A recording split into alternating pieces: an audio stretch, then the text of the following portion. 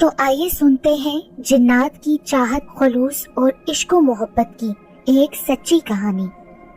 دریا کے پار کی آبادی میں ایک چھوٹی سی مسجد تھی جس میں وہ لڑکا دوسرے بچوں کے ساتھ قرآن پاک پڑھنے آیا کرتا تھا، مگر کسی کو معلوم نہیں تھا کہ وہ لڑکا جن ہے۔ تمام بچوں میں شاردی نام کی ایک لڑکی بھی قرآن پاک پڑھنے آیا کرتی تھی۔ ایک دن پیش امام صاحب نے اس بچے سے پوچھ ہی لیا، بیٹا تم کون ہو اور کہاں سے بلا ناغہ مسجد میں آتے ہو؟ پیش امام صاحب، سامنے پہاڑ کی دوسری طرف ایک گاؤں ہے، میں وہیں سے آتا ہوں۔ آپ قرآن پاک بہت ہی خوش الحانی سے پڑھاتے ہیں، اس لیے میں آپ کے پاس آتا ہوں روزانہ۔ اس سے آگے پیش امام صاحب کچھ نہ پوچھ سکے یا پوچھنے کی ضرورت محسوس نہ کی۔ وہ بچہ تقریباً 2 سال تک تعلیم حاصل کرتا رہا۔ 2 سال میں ایک دن بھی ناغہ نہیں تھا۔ ادھر شاردی بھی برابر مسجد میں آ کر قرآن پاک کی تعلیم حاصل کرتی رہی۔ اسی دوران وہ جنزادہ شاردی پر عاشق ہو گیا۔ عاشق کیوں نہ ہوتا؟ شاردی خوبصورتی میں اپنی مثال آپ تھی۔ دونوں ہی نوجوانی کی دہلیز پر تھے، یہاں تک اس لڑکے نے قرآن پاک مکمل پڑھ لیا اور شاردی نے بھی قرآن پاک مکمل کر لیا، اور پھر اس نے مسجد میں قرآن پاک پڑھنے کے لیے آنا چھوڑ دیا۔ لیکن وہ جنزادہ قرآن حفظ کرنے کے لیے بلا ناغہ مسجد میں آتا رہا۔ ایک دن پیش امام صاحب بچوں کو سبق دے رہے تھے کہ وہ لڑکا مسجد کے اندرونی کمرے میں گیا اور پھر واپس نہیں آیا۔ پیش امام صاحب اس کو دیکھنے کے لیے کمرے کے اندر گئے تو وہاں کچھ بھی نہیں تھا۔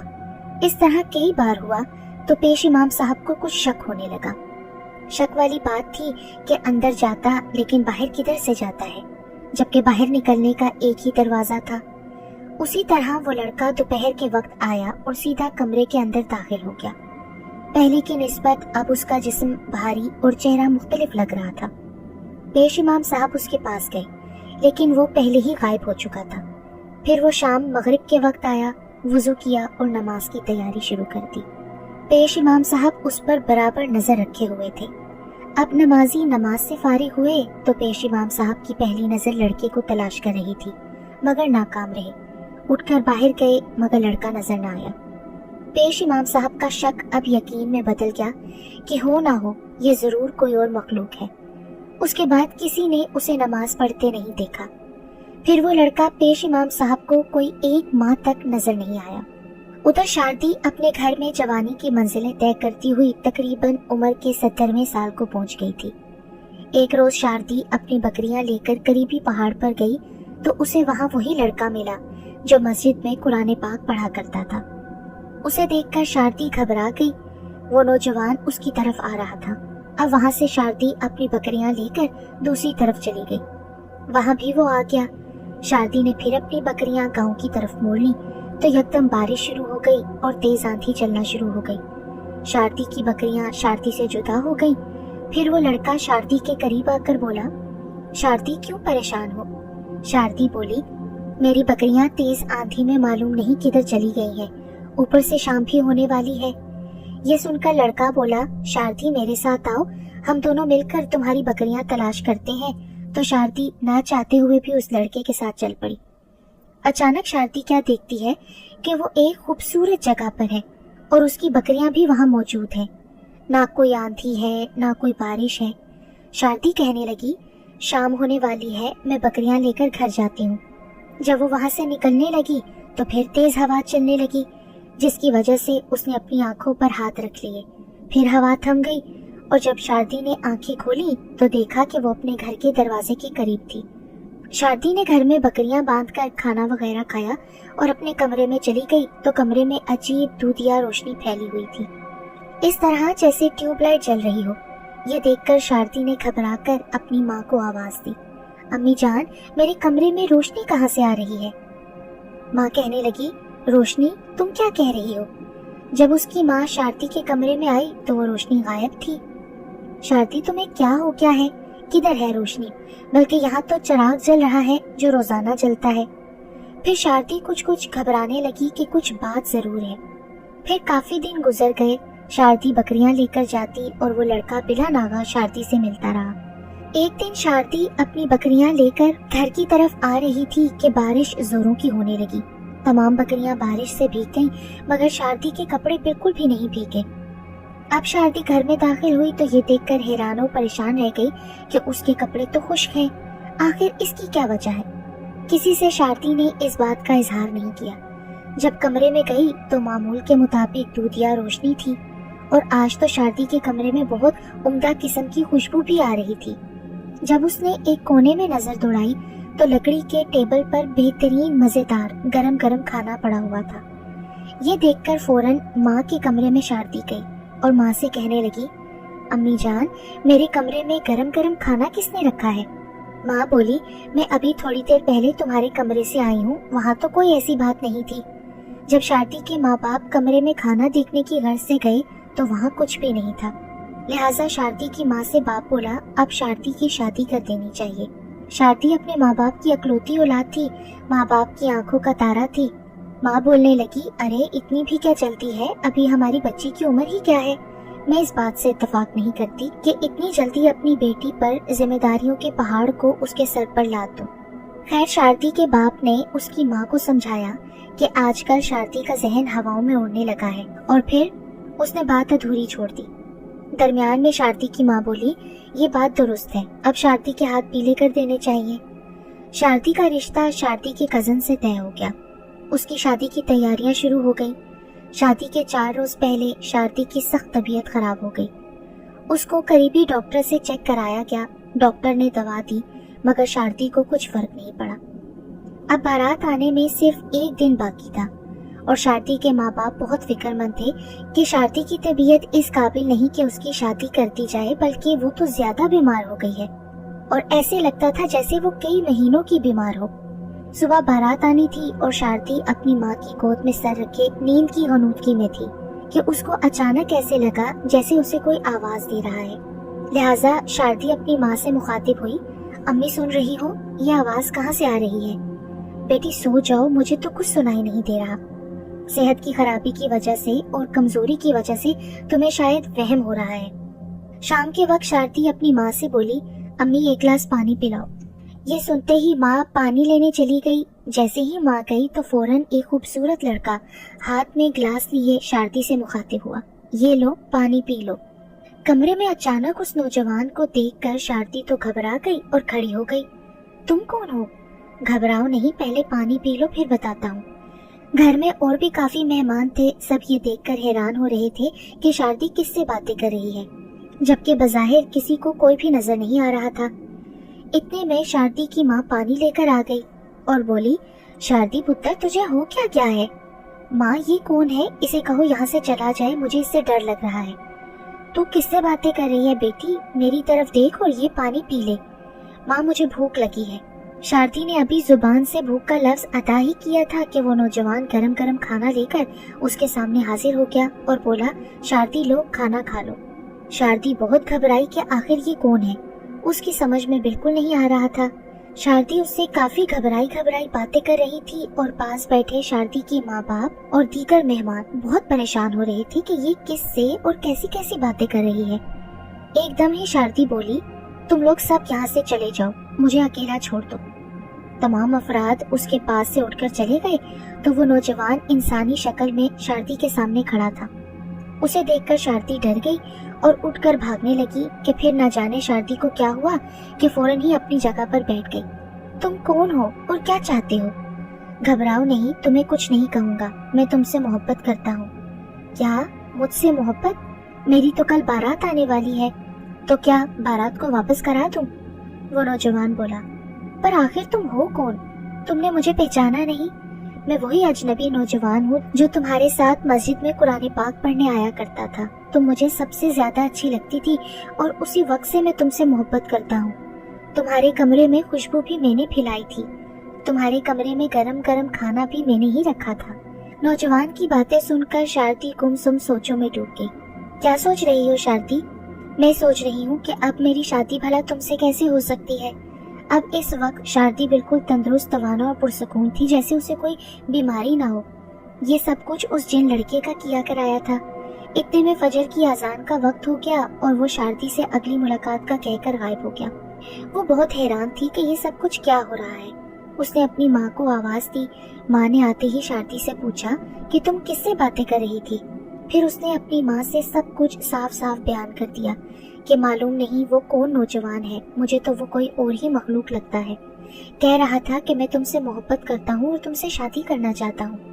شادی کی ماں یہ سن کر بہت فکر مند اور پریشان ہو گئی، اور اب آہستہ آہستہ صبح کا اجالا ہر سو پھیل چکا تھا۔ گھر کے دیگر افراد نیند سے بیدار ہو گئے، گھر میں گہما گہمی نظر آ رہی تھی اور آہستہ آہستہ وقت گزرتا رہا۔ پھر وہ وقت آ پہنچا۔ 1 گھنٹے بعد بارات آ گئی۔ قاضی صاحب کو بلایا گیا۔ قاضی صاحب اپنی جگہ پر آ کر بیٹھ گئے تو چند لوگ اس پالکی کی طرف بڑھے جس میں دولہا موجود تھا، مگر یہ کیا، پالکی تو خالی پڑی تھی، یعنی پالکی میں دولہا موجود نہیں تھا۔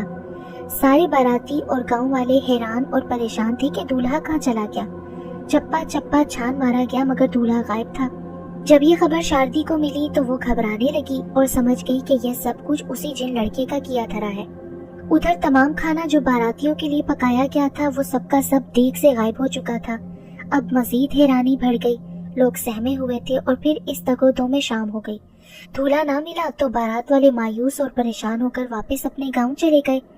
جب ساری باراتی اور گھر والے روتے پیٹتے گھر میں داخل ہوئے تو دیکھا کہ دولہا میاں اپنے گھر میں سوئے ہوئے تھے، اور یہ دیکھ کر سب کے سب گھبرا گئے۔ پھر جب اس سے پوچھا گیا کہ تم کہاں تھے اور یہاں کیسے پہنچ گئے، تم نے تو ہماری ناک کٹوا دی، ہماری بہت بے عزتی کروائی، اور اگر یہ شادی تمہیں منظور نہ تھی تو پہلے بتا دیتے۔ دولہا اب ہوش میں آ چکا تھا۔ اس نے بتایا کہ مجھے تو خود معلوم نہیں کہ میں کہاں ہوں، مجھے صرف اتنا یاد ہے کہ کسی نے مجھے بہت آرام سے اٹھا کر یہاں لا کر چھوڑ دیا، اور پھر غائبانہ آواز سنی تھی میں نے کہ اس لڑکی سے اگر تم نے شادی کی تو تمہیں جان سے مار دیا جائے گا، وہ صرف میری ہے۔ پھر اس کے بعد مجھے کچھ ہوش نہیں رہا، اور ابھی جب آپ لوگ آئے ہیں تو مجھے ہوش واپس آیا۔ ادھر شاردی کے گھر والے بہت پریشان تھے کہ یہ سب کچھ ہمارے ساتھ کیا ہو رہا ہے۔ جب بارات واپس چلی گئی تو وہ جن لڑکا انسانی شکل میں شاردی کے کمرے میں آیا اور مبارکباد دی۔ اب تم بے فکر ہو جاؤ، میں تم سے شادی کے لیے تیار ہوں۔ اب شاردی کا ڈر اور خوف اس نوجوان سے نکل چکا تھا۔ اس نے سوچا کہ اب اس کے ساتھ نرمی برتی جائے تو ٹھیک رہے گا۔ شاردی نے اس سے محبت سے پوچھا، تم کون ہو، تمہارا گھر کہاں ہے، تمہارے ماں باپ کہاں ہیں؟ دراصل وہ سمجھ گئی تھی کہ اس کا تعلق قوم جنات سے ہے، اس لیے اس سے طریقے اور اخلاق سے بات کرنی چاہیے، ورنہ وہ جن کچھ بھی کر سکتا ہے۔ شاردی نے اپنی عقل مندی سے اس سے سب کچھ معلوم کرنے کی کوشش کی۔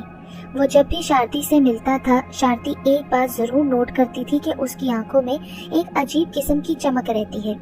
اس طرح شاردی نے اس سے کافی سوالات پوچھے۔ ایک دن شاردی کا باپ کمرے میں آیا تو وہ لڑکا فوراً غائب ہو گیا۔ وہ اس وقت اس سے باتیں ہی کر رہی تھی۔ بیٹی تم کس سے باتیں کر رہی ہو؟ ابا میں اس لڑکے سے باتیں کر رہی ہوں، کیا آپ کو نظر نہیں آ رہا؟ کدھر بیٹا، مجھے تو نظر نہیں آ رہا۔ ابا جی یہ کھڑا ہے۔ بیٹی پر مجھے کوئی نظر نہیں آ رہا۔ خیر چھوڑو، تمہاری باتیں میری سمجھ سے باہر ہیں، چلو تمہیں تمہاری ماں بلا رہی ہے۔ اتنے میں شاردی کی ماں بھی کمرے میں آ گئی۔ باپ بولنے لگا، مجھے لگتا ہے کہ ہماری بیٹی پاگل ہو گئی ہے۔ یہ سن کر ماں آنسو بہانے لگی اور ہاتھ اٹھا کر اللہ سے دعا کرنے لگی، یا اللہ میری بچی کو ٹھیک کر دے۔ اتنے میں وہ جن لڑکا پھر آنے کا کہہ کر اس جگہ سے غائب ہو گیا۔ شاردی نے اپنے ماں باپ، خالہ، ماموں اور دیگر لوگوں سے تفصیل سے بات کی کہ ایک لڑکا ہے پر معلوم نہیں کہ کون ہے، مجھ سے شادی کرنا چاہتا ہے۔ میرا یقین ہے کہ وہ کوئی جن ہے جو مجھ پر عاشق ہو گیا ہے۔ مجھے ڈر لگ رہا ہے کہ وہ مجھے یا میرے گھر والوں کو کوئی نقصان نہ پہنچا بیٹھے۔ یہ سن کر شاردی کے ماموں بولے، اب اگر وہ آئے تو اس سے کہنا میرے ماموں سے پہلے مل لو۔ خیر رات کا اندھیرا پھیلتے ہی لڑکا دوبارہ آ گیا۔ شاردی اچانک اٹھ کھڑی ہوئی اور بولی، اگر تم مجھ سے شادی کرنا چاہتے ہو تو تمہیں سب سے پہلے میرے ماموں سے ملنا ہوگا۔ یہ سن کر وہ بولا، ٹھیک ہے۔ پھر اس نے اپنے ماموں کو آواز دی تو اس کے ماموں آ گئے۔ وہ لڑکا کمرے میں انسانی شکل میں موجود تھا۔ تم شاردی سے شادی کرنا چاہتے ہو؟ جی، میں شاردی سے محبت کرتا ہوں، بلکہ عشق کرتا ہوں، شاردی کے لیے کچھ بھی کر سکتا ہوں۔ ٹھیک ہے، اگر تم شاردی سے واقعی محبت کرتے ہو اور شادی کی خواہش مند ہو تو اس کا ثبوت دینا ہوگا۔ اس کے لیے ہماری ایک شرط ہے، اگر تم کو ہماری شرط منظور ہے تو ٹھیک ہے، ورنہ تم دوبارہ شاردی سے شادی کی ضد نہیں کرو گے اور نہ ہی تم اسے تنگ کرو گے۔ مجھے ایک نہیں، آپ کی ہر شرط منظور ہے، آپ اپنی شرط بتائیں۔ جن زادے کی ہمت و حوصلے کو دیکھتے ہوئے ماموں بولے، تم ایک رات میں میری بھانجی کے لیے ایک خوبصورت قلعہ تعمیر کرو گے۔ اگر تم آذان فجر سے پہلے قلعہ تعمیر نہ کر سکے تو دوبارہ شاردی سے شادی کی ضد نہیں کروگے اور شرط ہار جاؤ گے۔ مجھے آپ کی یہ شرط منظور ہے۔ اگر میں یہ شرط ہار گیا تو میرا وعدہ ہے کہ میں شاردی سے بالکل رابطہ نہیں رکھوں گا، بلکہ اس کی دنیا سے بہت دور چلا جاؤں گا۔ شاردی کے ماموں سے یہ الفاظ کہہ کر وہ غائب ہو گیا۔ شاردی نے گھبرائے ہوئے لہجے میں اپنے ماموں سے مخاطب ہو کر کہا، اگر یہ شرط جیت گیا تو پھر آپ کو اپنی شرط ماننی پڑے گی، پھر کیا ہوگا؟ شاردی کا ماموں بہت سمجھدار اور عقل مند تھا۔ اس نے کہا، تم بے فکر رہو، میں جانوں اور میرا کام، اللہ تعالیٰ کوئی نہ کوئی صورت ضرور نکالے گا۔ جب رات کا اندھیرا ہر سو مسلط ہو گیا، رات کے 8 بج چکے تھے اور قلعے کی تعمیر کا کام شروع ہو چکا تھا۔ دیکھنے والوں کی زبانی معلوم ہوا کہ قلعے کی تعمیر بدستور ہو رہی تھی۔ بڑے بڑے پتھر اور ساری چیزیں اس جگہ رکھی تھیں، مگر تعمیر کرنے والے نظر نہیں آ رہے تھے۔ راہگیر بھی حیران اور پریشان تھے کہ یہ سب کچھ کیا ہو رہا ہے۔ قلعے کی تعمیر جاری تھی کہ اچانک شاردی کے ماموں کو خیال آیا۔ جب اس نے گھڑی میں ٹائم دیکھا تو رات کے 4 بج چکے تھے، مگر قلعے کی تعمیر زور و شور سے جاری تھی۔ شاردی کا ماموں فوراً مسجد میں گیا۔ اس کو پتا تھا کہ اب میں تھوڑی دیر بعد شرط ہار جاؤں گا، اور یہ سوچ کر شاردی کا ماموں بہت پریشان ہوا۔ خیر اس نے فوراً وضو کیا اور لاؤڈ سپیکر میں اذان فجر دے دی۔ اذان کا سننا تھا کہ تمام جن جس حال میں اور جہاں جہاں کام کر رہے تھے وہیں پر کام چھوڑا اور سب کے سب وہاں سے غائب ہو کر چلے گئے۔ ادھر جب پیش امام صاحب نے گھڑی میں ٹائم دیکھا تو کہا، کس نامعقول نے وقت سے پہلے ہی اذان دے دی۔ اب پیش امام صاحب کو سب کچھ معلوم ہو گیا۔ انہوں نے وضو کیا اور وقت مقررہ پر اذان دی۔ پیش امام صاحب بھی عقل مند انسان تھے۔ خیر صبح کا اجالا جب ہر سو پھیل گیا تو وہ خوبصورت جن لڑکا انسانی شکل میں نمودار ہوا۔ اسے دیکھ کر شاردی ڈر گئی۔ ڈرو نہیں، میں تمہارا آخری دیدار کرنے آیا ہوں، مبارک ہو تم کو، تم شرط جیت گئی ہو اور میں ہار گیا ہوں۔ وعدے کے مطابق میں تمہاری زندگی اور تمہاری دنیا سے بہت دور جا رہا ہوں۔ اگر میرے لائق کوئی خدمت بھی ہو اور کسی بھی وقت میں میری ضرورت پڑے تو مجھے فوراً قلعے والی جگہ پر جا کر آواز دینا، میرا نام لے کر، میرا نام حسان ہے، میں خدمت کے لیے حاضر ہو جاؤں گا۔ اور جب تک تمہاری اولاد اس دنیا میں رہے گی کوئی بھی جن تم لوگوں کو تنگ نہیں کرے گا، اور میں بغیر تمہاری اجازت کے کبھی اس علاقے کی طرف رخ نہیں کروں گا۔ تمہارا شہر اور قلعہ تمہیں مبارک ہو۔ یہ کہہ کر جن لڑکا غائب ہو گیا۔ اس کی آنکھوں میں نمایاں طور پر آنسو نظر آ رہے تھے۔ شاردی نے اسی وقت اللہ کا شکر ادا کیا اور سجدے میں گر گئی، اور جب یہ تمام باتیں گھر والوں کو معلوم ہوئی تو گھر کے سارے افراد بہت خوش ہوئے۔ چند دن بعد شاردی ڈرتی ڈرتی قلعے کی طرف گئی تو قلعہ دیکھ کر حیران اور پریشان رہ گئی کہ بہت ہی خوبصورت قلعہ اپنی جگہ موجود تھا۔ شاردی سوچنے لگی کہ کاش اگر یہ قلعہ کسی انسان نے میری محبت میں بنایا ہوتا تو کتنا مزہ آتا۔ پورے گاؤں بلکہ آس پاس کے علاقے کے بے شمار لوگ قلعہ دیکھنے کے لیے آئے تو دیکھا کہ قلعہ واقعی مکمل ہو چکا تھا۔ اگر کمی رہ گئی تھی تو صرف اور صرف قلعے کی چھت، جو کہ مکمل ہونے سے رہ گئی تھی۔ دوسری بات، یہ قلعہ اتنی مہارت سے تعمیر کیا گیا تھا کہ جو ایک دفعہ قلعے کو دیکھ لیتا اسے حیرانگی لازمی ہوتی، کیونکہ بنانے والوں نے بنایا ہی عجیب و غریب تھا۔ اس کی 4 دیواریں تھیں اور ان دیواروں میں 4 بڑے بڑے پتھر استعمال ہوئے تھے۔ نقش و نگار بہت خوبصورت بنائے گئے تھے۔ نامعلوم اتنے اچھے اور خوبصورت پتھر کہاں سے تلاش کر کے لائے گئے تھے۔ یہ خوبصورت اور لاجواب قلعہ آج بھی اسی طرح موجود ہے، نہ اس میں کوئی اضافہ ہوا اور نہ کوئی کمی واقع ہوئی۔ جہاں جہاں اور جیسے جیسے استعمال کیے پتھر رکھے تھے آج بھی ویسے کے ویسے ہی پڑے ہوئے ہیں۔ یہ قلعہ ایک جن زادے نے ایک آدم زادی کے عشق میں مبتلا ہو کر تعمیر کیا تھا۔ اگر یہ حقیقت سننے والوں کو کوئی شک ہو تو وہ یہ قلعہ اپنی آنکھوں سے دیکھ سکتے ہیں۔ یہ قلعہ آزاد کشمیر کے دارالخلافہ مظفر آباد سے 180 کلومیٹر کے فاصلے پر وادی نیلم میں واقع ہے۔